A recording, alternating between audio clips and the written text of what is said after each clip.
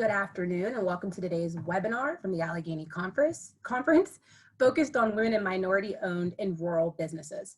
We are glad that you're able to join us for the latest segment of our Response and Recovery webinar series. My name is Patrice Thompson, Director of Investor Relations. The last 7 or so weeks, we have seen our region, the country, and the world continue to navigate the uncharted waters of the COVID-19 pandemic.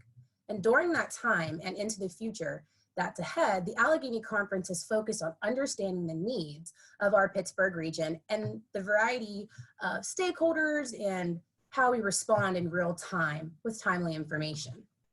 One of the ways we've done this is with the webinar series featuring experts for deeper dives into the issues that are impacting our region as it responds to and recovers from the pandemic. One of the ways that we've done this is with our webinar series, featuring experts for deeper dives into the issues that are impacting our region. All of our webinars are related resources. They are archived on our Allegheny Conference Pittsburgh Region COVID response site, alleghenyconference.org, and just follow that link, click the red band on the top of our homepage.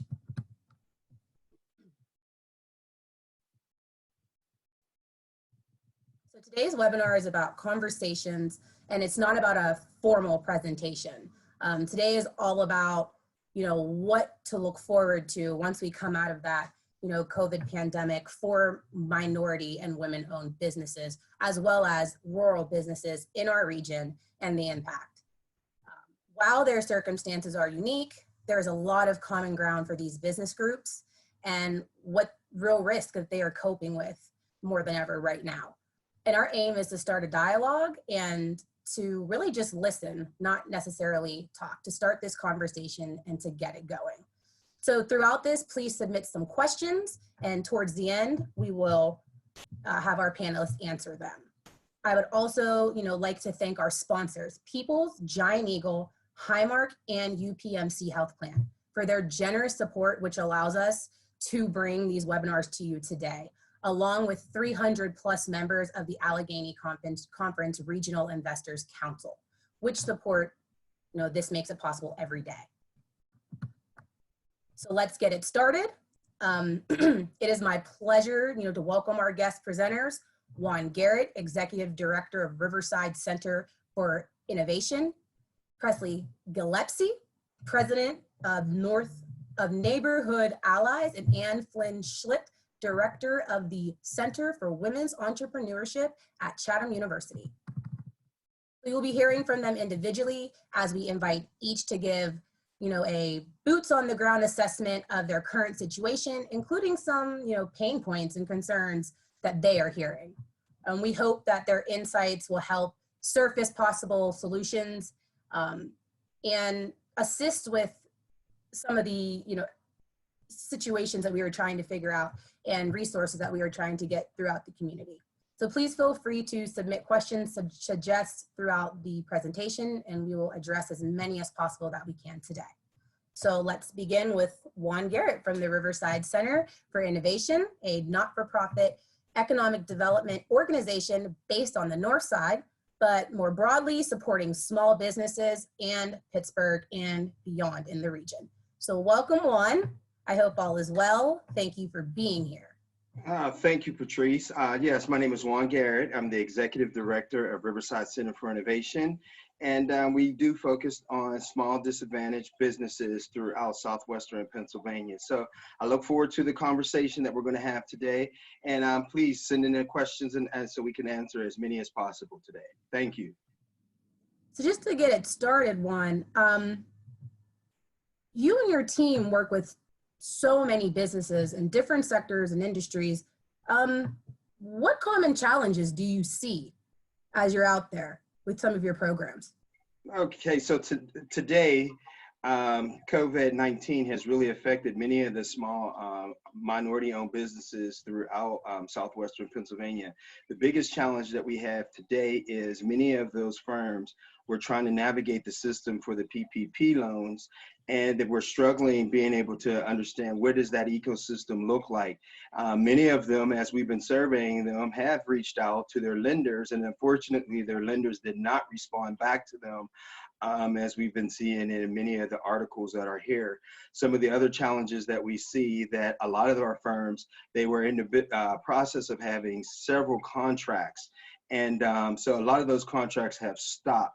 And so now we're looking to help assist them in pivoting their businesses to take some of the positives that's happening out of this pandemic and figure ways that it can be implemented in your businesses moving forward, such as cleaning companies and being able to understand what the necessary steps are for building owners now that they have to take when we reopen the economy coming up shortly in Allegheny County and some of these surrounding counties. Is what are the OSHA requirements, even for the construction companies, sharings of tools, what do we have to do for our own self, our own building, suggesting people continue to work flexible schedules and different things. So these are challenges that a lot of our companies have.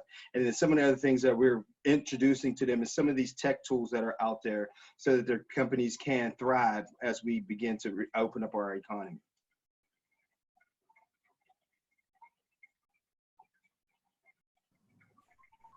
And could you maybe just touch a little bit, I know that your organization works with workforce, correct?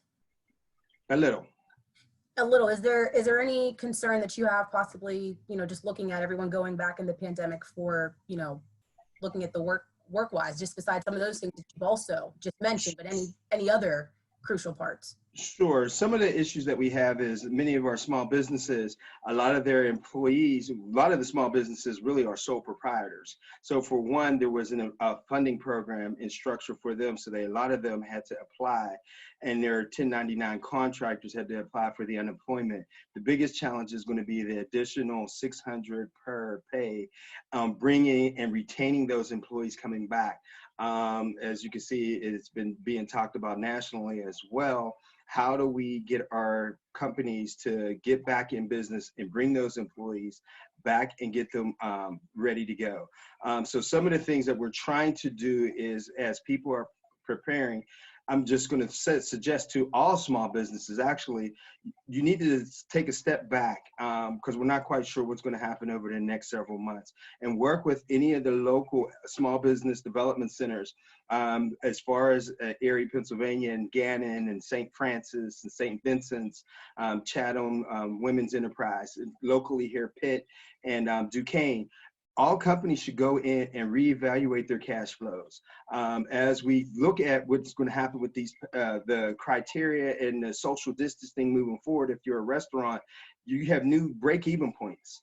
We were guest speakers for an association of local hair salon and barbershops. And now things change, and being able to implement the new online systems to schedule your appointments. What does that look like? And being able to offer masks and being able to pivot and work with other folks in your community is something that's really key and important for small businesses, and especially small disadvantaged businesses in some of these marginalized communities that is the staple in these communities. And we need to be able to make sure that we can help them provide the resources that they need so they can survive and moving forward. So we do host several webinar series ourselves, which we survey our companies, which we call RCI Boost Your Business.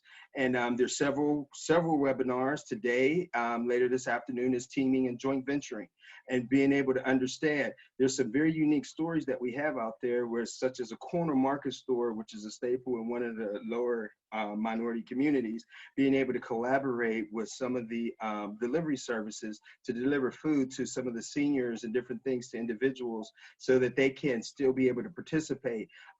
It's sort of almost what Giant Eagle just recently did, is converted the Giant Eagle and Green Tree to just delivery services and things like that. So I think some of our companies are way out in front of some of these larger companies on pivoting their services. Caterers being able to now not cater because they lost a lot of their contracts, but being able to pay it forward venues where they're sending out and catering to individuals to their homes throughout the weekend and the weekends and different things, so that they can still participate in and not sit back and wait that venues have canceled large weddings and different things. So.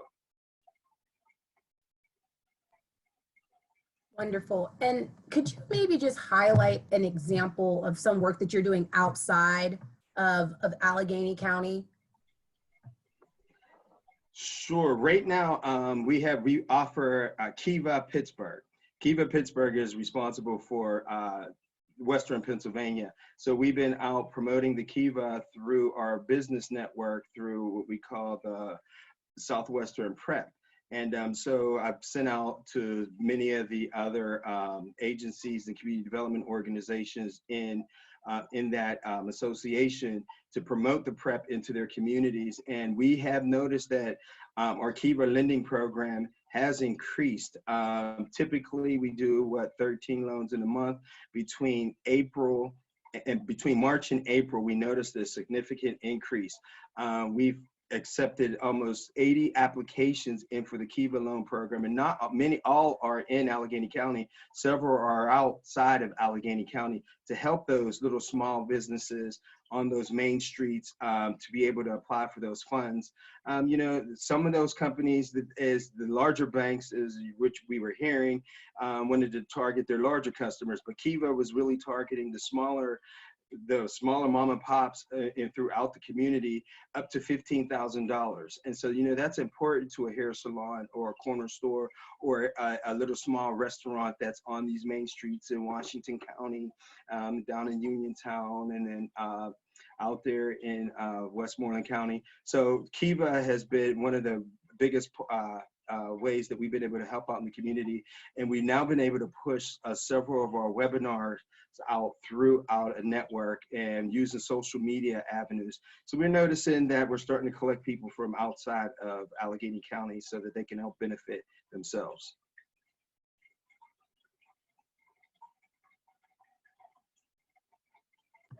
That's wonderful, Juan. I'm going to segue to our next panelist, but I know that we have tons of questions for you in the upcoming. Thank you. And next, please welcome Presley Gillespie, President of Neighborhood Allies, focused on 6 underserved neighbors in the near city. This unique community development partner defines itself as part funder, lender, connector, and consultant. We're happy you could join us today, Presley. Neighborhood Allies provides many services from financial consulting and workforce trainings. Hello.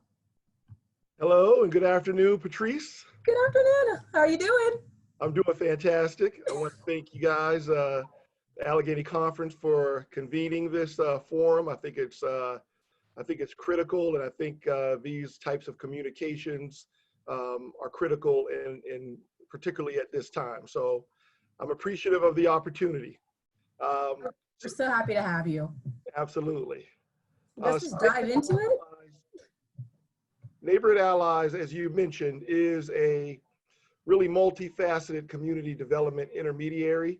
And what we really do is we really galvanize support, financial support, human capital support, technical assistance, and really social capital to support our partners to revitalize neighborhoods throughout the city and even beyond the city. So our organization is really focused on, reducing many of the gaps and disparities that have been really unveiled throughout this crisis. So that means working with community development corporations, working with other community-based organizations, working with our residents, which actually are the center of our work. And so really our mission is to support the people, organizations, and partnerships committed to creating and maintaining healthy neighborhoods. And we really do that by infusing a combination of financial, intellectual, human, and social capital into the system. So when looking at all of that, where do you see the pivot after COVID for for the businesses in different industries and sectors for minorities, women, and the rural businesses? Where do you see that? So I guess one thing I would say is that far, all along, and we, all of us on the panel here and out in the audience, recognize that really, the unfortunate health crisis that we're currently experiencing is new, but sadly, the pandemic of injustice for people of color and has long been, part of society. And I think what this pandemic has done is it's exposed really how the forces of, structural racism and inequity have really shaped our society. So it's not as much of a pivot for us, because we've long been really focused on how do we reduce the opportunity gaps in our most vulnerable communities, in our most vulnerable people. And so we've recognized that really solutions, both policy solutions, investments, programming solutions, really need to be investing in the most vulnerable people, places, and organizations, especially those that have been really harmed by, the structural and institutional racism and inequities that we face today. So we've really been looking at all of those areas all along. We've focused a lot on raising capital and investing capital in neighborhoods through bricks and mortar, real estate, community centers, and really built environment. But we've also really focused as much, if not more, on people. One of the things that we talk about is that if we don't lift people as we lift the market, then we're gonna arrive at places where folks have continued to be pushed out of their neighborhoods. Folks have continued to be pushed out of the banking system in terms of access to capital and access to mainstream banking sources. So we've long been focused on those things. And frankly, most recently, we've really begun to look at the digital divide, and frankly, understanding that, the gap, the income gap, the wealth gap, all of that really ties back to, just really access to knowledge and access to information. So when we think about, the wealth gap, we know that, most folks use the internet to look for and find jobs. Most folks, need the internet and need some level of skills and technology, and even some of the most basic jobs that we see out there, and certainly in the more in-demand jobs and high-paying jobs. So one of the things that we have added to our portfolio is really looking at digital inclusion and really beginning to reduce the digital divide out there in our community. So a couple of things that we've started. One is we've launched a major initiative to really work with our community partners to install digital innovation centers across the city. And these digital innovation centers would really focus on, STEM, workforce development, technical programming, certification, and we're going to invest somewhere in the neighborhood of about anywhere from $250,000 to $400,000 per center to create these digital inclusion centers or digital innovation centers, because we recognize that, again, these gaps and the challenges that we face are really multifaceted. And so if we're going to reduce, the wealth gap, if we're going to reduce the asset gap, we've really got to look at a systemic approach to the work. And from a workforce perspective, we think digital inclusion is critical, and reducing the digital divide is absolutely critical. So, we're excited about that new body of work. And most recently, additionally, because of COVID, we acted very swiftly to really address the fact that, the digital divide has been exacerbated with folks now having to work from home and now having to educate their children at home, without access to this technology. So one of the things we did recently is we sort of, we launched certainly one of the most comprehensive collaboratives and collaborations in recent years around bringing partners together to provide, technology and laptops to students and and employees that were now home and forced to really look at how do they continue to work, how do they continue to educate without access to this connectivity. And so we work with nonprofit organizations, you know, University of Pittsburgh, numerous foundations, including, you know, the Richard King Mellon Foundation, you know, the Heinz Endowments, Gismondi Foundation, and many others, Macaulay Ministries, the Beale Foundation, and also partner with corporate providers, particularly Computer Reach, Aurora, Google, Verizon, you know, and others. And we're excited about, we've now provided almost 2,000 laptops for kids, both in the Pittsburgh Public Schools, as well as some of our community partners, to really begin to really bridge this divide.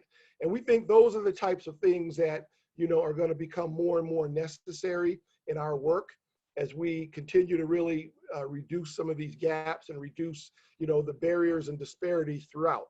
But again, you know, we've seen this, and unfortunately, it's been a sad part of society for many years. And so our organization has really been focused on, you know, really looking at the most vulnerable people, places, and organizations for years. And I think COVID has really unveiled, again, those systemic inequities that we've long been facing, and in some cases been far too silent about.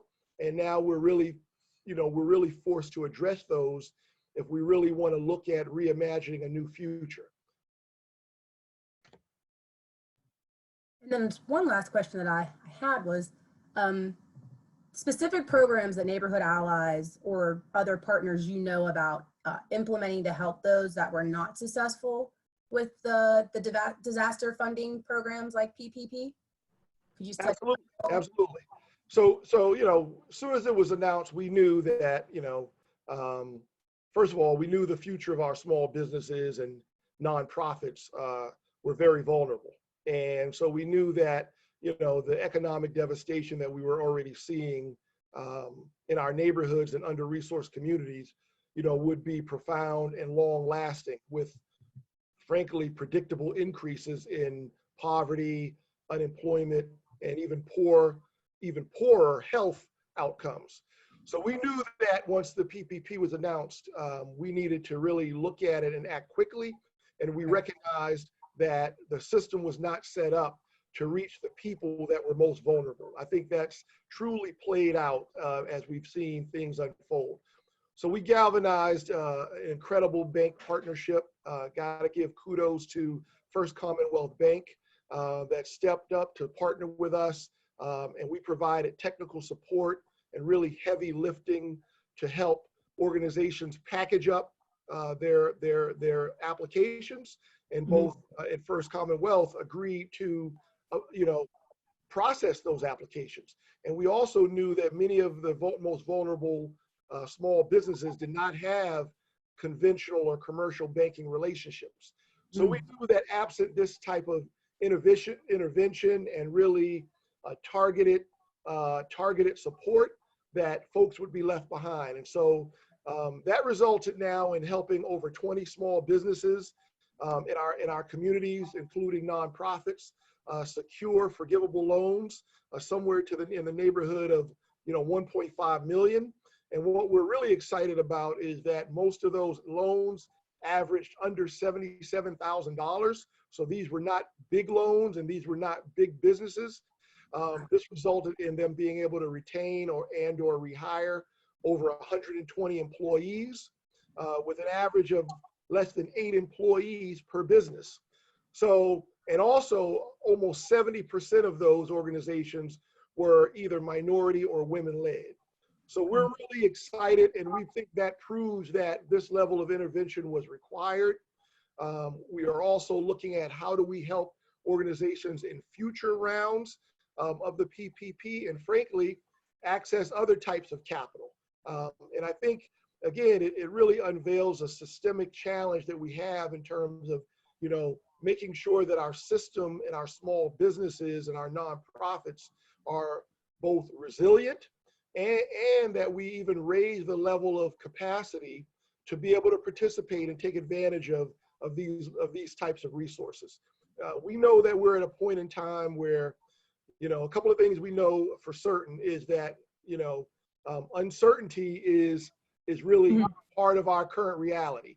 Right. We also know that government needs to play a huge role in rebuilding and recovering, and, you know, rebuilding and recovering. But if our communities, particularly those that are most vulnerable, are not positioned to take advantage of those resources and participate in those resources, more folks are going to be left behind, and the calamity that we already see is going to continue to be protracted. So really have to look at, you know, no longer the status quo. We've got to really look at how do we all come together and roll up our sleeves, both from a programmatic, both from an investment standpoint and from a policy standpoint, to really begin to focus on the most vulnerable people, places, and organizations. All right. Thank you. I know you're gonna have tons of questions in the next couple minutes, so I'm gonna introduce our next panelist, which is Flynn Schlicht. She's the director for the Center for Women's Entrepreneurship at Chatham University, an organization supporting women in Pittsburgh and neighboring counties who are focused on starting, growing, and succeeding in business. We're glad to have you with us, Ann. How are you today? I'm good, thank you. Thank you for having me, Patrice. I'm delighted that the Allegheny Conference is hosting this webinar today. We're just so happy to have you. Give us a little, just a little, background on like your, what the Center of Women Entrepreneurs doing, and just some insight on where you see us kind of pivoting after COVID. Okay. So the Center for Women's Entrepreneurship at Chatham University, we're actually celebrating our 15 years this year in supporting women entrepreneurs throughout Southwestern PA. We work with women who are starting their businesses, who are already in businesses, and helping them to grow and expand or export overseas. We do two main things. We offer one-on-one free business counseling and technical assistance. And we also as well provide lots of training to help business owners with challenges that they are facing in either in launching or maintaining or growing their business. We are one of 117 SBA partially funded women business centers throughout the US. So over the last few weeks, we've been working a lot with clients, women business owners, helping them with the federal SBA loans, troubleshooting through those activities, similar to what Presley was saying, in going through the criteria for each of these loans. How do they apply? A lot of the clients we work with, Patrice, are small business owners. So some of them may not even have CPAs. So it's kind of helping them figure out what their payroll was, and then figuring out what their other expenses were, and if the PPP program was even a good option for them. Also the economic disaster loan, we help them in terms of applying online for that. And then other resources, nonprofits in our region had some really good loan programs as well on offer, so applying for them. And then the other process was troubleshooting with them in terms of looking at their current cash flow situation and what their options were.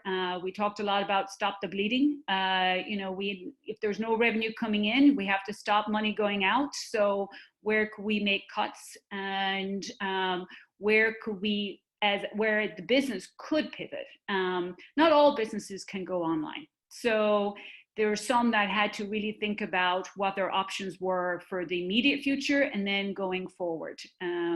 We would work a lot with service-based industries. So, it's very hard. I mean, if you're a hairdresser, you can't really cut someone's hair online. So there's challenges in those ways. We work a lot with businesses that run daycare centers, home health care centers. So there was a lot of challenges for them, and obviously just stressing times. A lot of these loan programs were on a first come, first serve. That put people under a lot of stress. So dealing with all of those challenges and helping them trying to find a path to move forward. And then there are unique challenges that women-owned, minority-owned, and rural businesses face under normal circumstances, let alone what's going on right now. How critical is it for business owners to have organizations like yours, that are focused on a particular subset and, just well-versed in the distinct challenges they face, especially as you look to rebuild? Yes. So yes, you're correct. I mean, a lot of these businesses, had challenges prior to COVID-19, and some of those were in terms of access to capital. It's long been documented that a lot of these businesses do find challenges in getting access to capital, whether it's to launch or grow. They also are businesses that, like I mentioned, are service or Main Street businesses, so they run on very tight margins. And if your business is shut down for 6 weeks, maybe 7 weeks, and there's no revenues coming in, then there's not, money there that you can tap into. There's a lot of these businesses has seasonality aspect to them. So we're now getting into the summer season. A lot of our clients are event planners, wedding planners, caterers. And this would have been a busy season for them, where weddings and celebrations and outdoor events going on, and all of those have come to a halt. So it's what do I do? We have our farmers who would normally be selling at farmers markets. And so it's kind of trying, so they had, there was challenges before that. And obviously we're working with women-owned businesses. And right now these women are trying to figure out a way to move their business forward. They're also running daycare centers at home and looking after their kids. And they're also now teachers at home as well. So they're taking on multiple roles right now. It's extremely stressful. And so it's kind of working through each of those situations and finding ways that is possible to move forward. I think a lot of the concerns people have are uncertainty. There's a lot of uncertainty is, okay, when will we reopen? What will it look like? So I think guidance is needed on what this reopening phase will be. When will we get to yellow? When will we get to green? If I'm opening up my business, whether it's a salon or a restaurant, will there be restrictions on how many people I can get in? Will it be financially feasible for me to be open if I have all these restrictions? Requests we got a lot this week is, okay, if we're going to reopen, we need protective gear, protective equipment for our employees, masks, hand sanitizer, gloves. Where do we get those? You see a lot of, places online, but they're charging outrageous prices. So we're working with clients now to help them source those products so they can reopen their businesses. So things like that, in terms of identifying as well, in terms of hiring policies moving forward, and making sure that their environment is protective for their employees as well.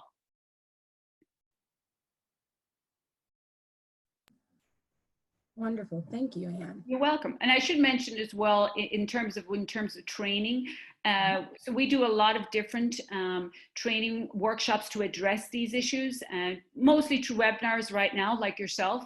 But we do have 2 webinars next week, which may be interest to our listeners. One is actually next Monday, which is on the Families First Protective Act, which is talking about under the CARES Act, there is paid sick leave that employees can take. So as businesses reopen, all employers should be aware of this.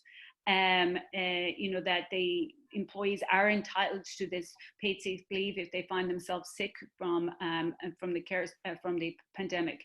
And so that's on Monday. The second one is on Thursday, where we're hosting a webinar on the hospitality and tourism industry, specifically for those businesses that are in hospitality and tourism, and how this reopening phase will look for them, and guidelines and measures they need to put in place in order to relaunch. So that's next Thursday.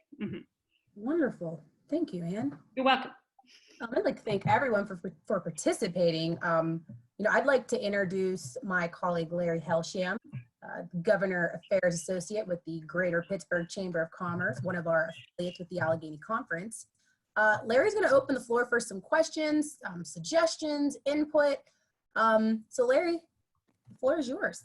Thanks, Patrice. It's good to be here, and thank you so much for our panelists Ann, Juan, and Presley. We have a couple of questions that we've received and they've been submitted. So I want to remind everybody before we really get started moving here, you can submit questions in the Q&A dialogue box on our screen. We'll try and get through all the questions that we can during the time that we have. I don't have my camera on because I'm growing a mustache and it doesn't look that great, but we're gonna still try. But we'll start off our first question for everybody, and each of our panelists can try and answer this. Can you talk about the biggest pain point you're seeing amongst small businesses across your organization, and sort of the trends that you're seeing? So we can start out with Ann. Pain point I would say would be two things. One is access to working capital. It's challenging right now because a lot of these businesses' doors aren't open, so they still have expenses they have to pay. So it's finding access to capital to pay those expenses, whether they're rent, whether it's supplies. So that would be the first thing. And I think the other thing as well is in terms of the uncertainty. So guidance on reopening.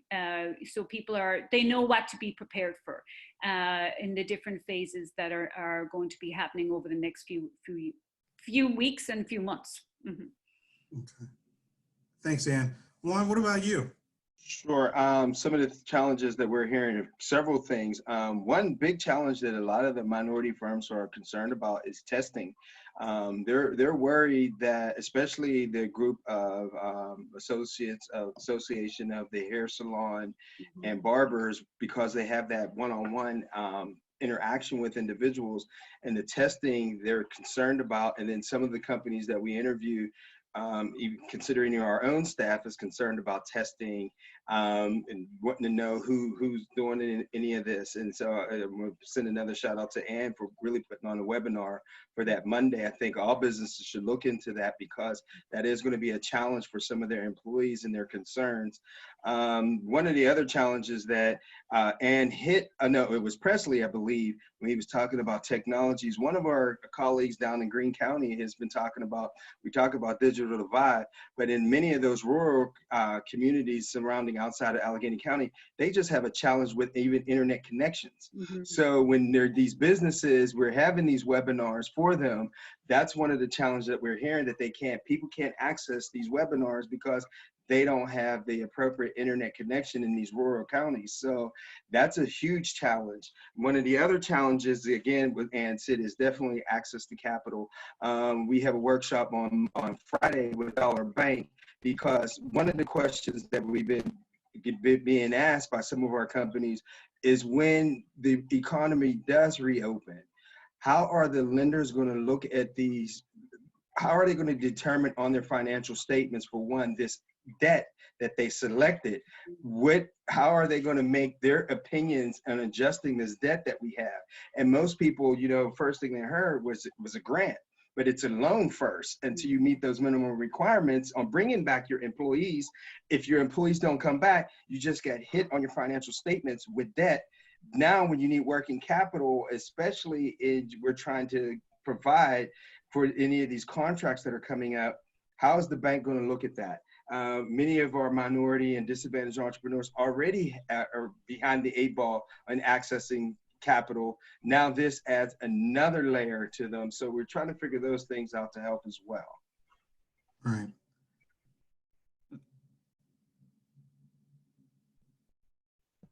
So I would echo what everyone has said.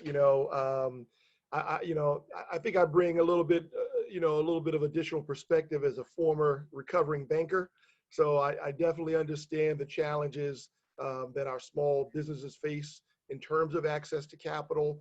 And I think, the reality is, it's going to even be harder now post-COVID. Folks, I heard one person say, if we couldn't get a loan before, we're definitely not going to get a loan now. And, really things have really changed. So I think, all the things that have already been said this requires really much more emphasis on technical support and making sure that we help our partners, both nonprofits and small businesses, really raise the level of standards in our neighborhood-based economies. You know, when we were working on this, on the PPP, we really realized, you know, so many of the nuances to, you know, the nighttime economy or cash-based businesses, as well as businesses that didn't have, you know, the access to, you know, technology and whatnot. So they can't, you know, they can't provide, you know, gift certificates, gift cards. They can't do online ordering, which is essential right now. And so, you know, one of the things we did is we launched a program in partnership with the Urban Redevelopment Authority, where we will provide technical support to these businesses to increase their level of e-commerce and give them opportunities to make sure that they can do business online and have access to, you know, that level of technology. But I think we have to, you know, I've kind of called it, you know, bring our neighborhood-based businesses to a gold standard. And again, that's not to impugn the businesses that we already have, but I think we can work together to make sure that they have opportunities for that access, for that technology, for the technical support that they need to understand, you know, really being able to be a part of the mainstream economy. I don't think we can create new sub-economies. I think we have to make sure that our businesses, particularly in our neighborhoods, can actually participate in the mainstream economy that currently exists. And I think the longer we, you know, either we're kidding ourselves or we try to make sure that there's different pockets of sub-economies, that's not going to be sustainable or scalable. So I think that's an important thing that we have to think about. And then finally, I think in terms of capital, you know, loans are great, but equity is what we really need to scale and really sustain this. Our small businesses right now need equity. They need, you know, forgivable, you know, loans and grants, et cetera. They don't need to continue to overburden and over leverage their balance sheets so that once they come out of this crisis, now we've got a whole new set of problems. So I think really the right types of capital and the right sources of capital at the right time, I think is vitally important to our small businesses. Well, thank you, Presley, Juan, and Ann. I think that you all articulate a very important point about the importance of coming together. And, you know, there's that saying, if you want to go fast, go alone. If you want to go far, go together, right? And so as we sort of look to recovery and where we are moving forward, it's so important that we continue to work together and provide resources. And as the federal government sort of builds these next couple of packages, hopefully we see some of that reflected in that. Ann, you had mentioned a webinar, and Juan, you had mentioned the webinar that Ann and Chatham's putting on. Ann, if you could, is that webinar available to everybody? We have some. Yes, it's if attendees would like, if they just go to our website, chatham.edu/WBC. So it's chatham.edu/WBC.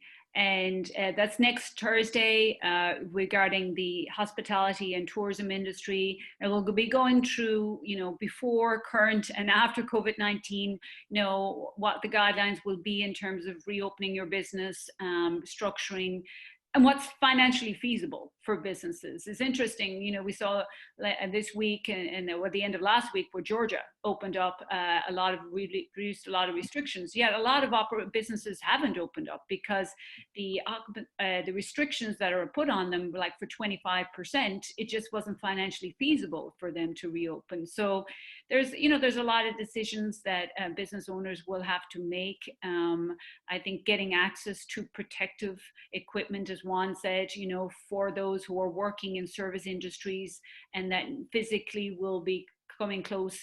Social distancing is pretty hard when you're trying to cut somebody's hair, or a barber. So there's you know, measures that need to be put in place there. Mm-hmm. And just add to that, that was a question that the town hall meeting with that group of barbers. We do have a minority-owned firm located at Riverside, CS Supplies, and one of the suggestions that our team is trying to work with them because he has to do the things at bulk. How do we reach out to our companies to share in a purchase price, a shared purchase option where they don't have to pay? So we're working with him. Our team is actually working with the owner and trying to navigate a structure. How do we do that? Through, if it's through his website, through a connection with us, that people can get together to get the PPP equipment that they need at a reasonable cost. Because just as you said, Ann, it is very expensive now just to buy masks. And the alcohol white pads you're going to need, the rubber gloves and different things you're going to need. So we are trying to do some of those unique purchasing opportunities as a collaborative of small businesses. Great. And so while we're with you, Juan, I think that one thing that's interesting about these trying times and these troubling moments is these crises sort of spark innovation, right? Netflix was created during a recession. I'm going to watch Becoming tonight, hopefully. MD, Warby Parker. Can you sort of talk about the opportunities that sort of present themselves during this time? Sure. You know, we do a lot of work with our lifestyle companies. And so some of them who have done this pivoted are trying to figure out how to do that. But I'm actually working with one of our construction companies right now. You know, they're a carpenter firm. And, you know, when we look at RCI, our actual facility, we have conference room and we run a meeting space, Collab 18. And what changes is that going to be? So I'm working with one of our companies now to maybe partner with Proto Haven or even Factory Unlock to develop sneeze shields that sit in between every individual's, which will be made from plastic, so then they can be easily wiped. Every office has conference rooms.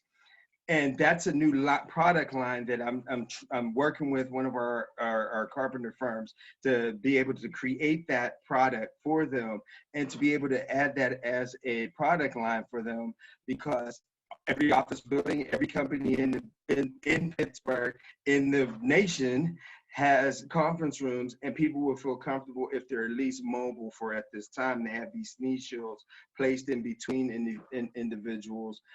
So, you know, those are some of the things that we're looking into. Some of the companies now are really looking at using these tech tools, as I think both Presley and is talking about, because a lot of times our companies are having a hard time getting paid. And so we actually have a webinar next week, I think, on tech tools, on being able to implement these new tools by using Square, by creating your own, I can't remember the name of the code, it was just on the other day and it's written on one of my notes, but people can use their iPhones and get paid in advance and things like that. I think these are going to be some of the technologies. I had somebody throw an idea out to me and they said, hey, we got all these masks, wouldn't it be great? And they were minority and said, hey, what if we were able to put our Bluetooth into these masks so that we could match up the mask, because we're going to be wearing masks through 2021, and to have a Bluetooth so it connects to your iPhone. So that was something that was thrown out there. Being on the board of Innovation Works, I'll be able to reach out to those folks and say, hey, what do you think about this? And make that connection with some of the people who are making the masks to come, because that's typically where we see these innovations come through. And again, being able to use the delivery services for our small businesses, being able to take companies that, one of the suggestions was we have a flagging company and they got all their vans sitting there, being able to use those vans to disperse the food out into the community and being able to connect with the Greater Pittsburgh Food Bank and using apps and different things. So people are having those discussions. Those are the topics that we're trying to infuse in our lifestyle companies and really bring technology to them and open their eyes and feel a little bit more comfortable to that. That's really amazing. I think that it really articulates sort of the opportunity that is presented at this point and the opportunity to meet a need, right? I think that that's so critical. And I think we have the same sort of question for you. How do you see a crisis sort of sparking innovation? Sort of what have you seen? Well, interesting you say that. So last week we had a webinar with two of our business owners. Both of them are in industries where textiles. So one of them makes bow ties. The other one is a business called Abrams Nation, and they make garments, but also products for autistic children. And they have, what they've been doing is kind of altered their business structure right now, and they got into the production of making masks. So as Juan said, we're going to be making masks for quite some time. So they've been in full production. They had the equipment available. They had materials available. One of the challenges they had was trying to find elastic, because that's actually in quite a large demand as well right now. So, but we're able to source some elastic, and they have now been producing masks, not only just for their employees and first responders, but also for our Pittsburgh police, for the airport, for other organizations in our community, but also to other businesses as well. So there's a lot of great individuals who are craft entrepreneurs who've altered their businesses. So there's low tech innovation as well. It's not all just high tech in this case. But in terms of technology, yes, a lot of businesses have, expanded their online presence to sell online, to offer services online. I see a lot of organizations, corporations are now doing maybe corporate wellness for their employees. So it's, maybe it's, business owners can do yoga and wellness online through Zoom and things like that for corporate organizations. So there's a lot can be done. Presley brought up a good comment earlier on about in terms of access to broadband. We take, if we work online, we're used to it, but not everybody has access, and especially in the rural communities. So the U.S. Chamber of Commerce, or no, it's U.S. Department of Commerce, sorry, I should say, did announce earlier today that there will be funds through the CARES Act for broadband access in rural communities, and that will be for both for telework and also for online sales. So that should be something that the EDA is going to be rolling out as well. So we want to make sure that these, as our economy grows and gets back opening, that everybody has access to these resources. And whether you're a small farmer in Somerset County and you have products to sell, that you should be able to sell them online. Thank you for that, Anne. We have a couple of different questions. Our Q&A is going to come to an end shortly, but we'll try and fit the most that we can. And our first question comes from Doris Carson Williams, a good friend of the Allegheny Conference. And Doris is curious about how each of you is sort of proposing the rollout for small business owners when we open up. What does that look like? And I think since we've heard from Anne and Juan, maybe Presley, if you could take that question for us. Sure. I mean, I certainly don't know that there's one, silver bullet on that. I think certainly being safe and making sure that the highest priority is the concern of their employees and customers. So, recognizing that, when you're not full scale and you don't have a full complement of products and employees, obviously that weighs into your revenue. So, recognizing that the revenue and earnings are still going to be tough as we get through this. But I think one element is, just making sure that folks are brought back in phases, even once the restrictions have lifted, bringing maybe, your employees back in phases, maybe ensuring that they're not all, in a confined location all at the same time. I think that's going to have to be well coordinated, but I think ensuring the safety and health of employees, I think is the number one priority. And also then, thinking about ways to, become more resilient and I think we all have to think about our businesses a little bit differently, going forward. The world has changed. And again, the only thing for certain is that there's going to be uncertainty going forward. And so I think we all have to really begin to innovate more and think about the fact that our world has changed, and understanding the interconnectedness of all of our work and all of our institutions. But I think every business, large and small, will have to really think about, how their business can change, be more innovative, be more resilient, and really plan more for future, shocks and stresses. I mean, this is going to happen again. Pandemics and other types of environmental shocks have happened before and will continue to happen. So I think thinking about how we really look at our business in a different way, plan for these things in terms of being more resilient, and how do we raise our standards of operating, particularly is when I think about neighborhood-based businesses, as I mentioned earlier. We want to raise the level of standards in partnership with our businesses in terms of access to technology, better infrastructure, better access to banking and sort of conventional capital markets. So I really think hopefully we come out of this thinking differently and with additional plans on how we can make our businesses, stronger and more resilient as we, again, rebuild and recover and imagine a new future.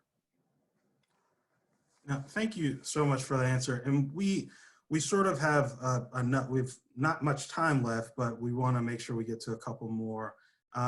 Really quickly, can each of you talk about the geographic footprint that you work in, just so that folks know if they're looking for assistance or advice, where you're at, and if I'm all the way in Erie County, maybe I can't go see Juan. But can you just talk about that really quickly? Sure, I'll start. Neighborhood Allies is primarily focused on the city of Pittsburgh and sort of the inner ring suburbs. And we do deploy a very targeted approach to our work. So the 4 neighborhoods that we focus on within the city limits are Homewood, the Hill District, Hilltop, and Larimer. And then we focus on 2 neighborhoods on the inner ring suburbs of Wilkinsburg and Millvale from a place-based perspective. However, we have broader partnerships with the city and with the Urban Redevelopment Authority and others that takes us from a systemic perspective to other neighborhoods as well. So when we look at policy and we look at, systemic changes, that doesn't stop at neighborhood borders. So we do try to remain nimble and flexible, but we also know that this work does require sort of a targeted approach to ensure that there's alignment and that we can leverage resources. And we work primarily in the 10-county region in southwestern Pennsylvania. And but with the Kiva program, we can go all the way up on western Pennsylvania.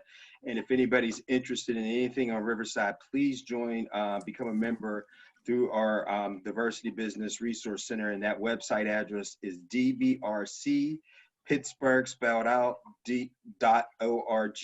So it's DBRC Pittsburgh.org, and become a member, and you'll get all the resources that we have, and even our webinars and different things like that.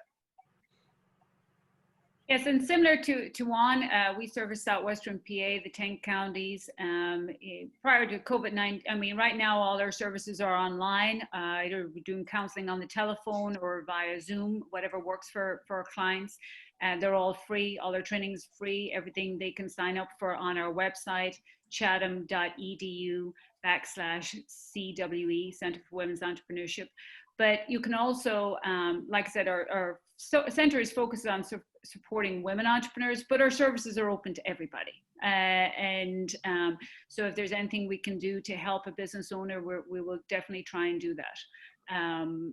But if we were in normal circumstances, we have counseling counselors who are out in the community, in some of the communities as well that Presley mentioned, in Homewood, in the Hill District, in Wilkinsburg. We also do counseling out in Beaver County, Butler County, Westmoreland County. But right now, everything is online. Mm-hmm.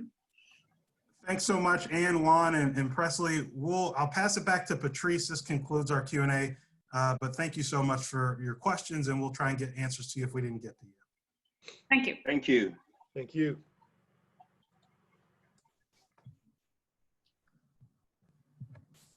Thank you all for your participation in today's webinar. We hope to find these conversations helpful and informative. Again, the Allegheny Conference, we have our website, AlleghenyConference.org, to get those COVID updates and resources.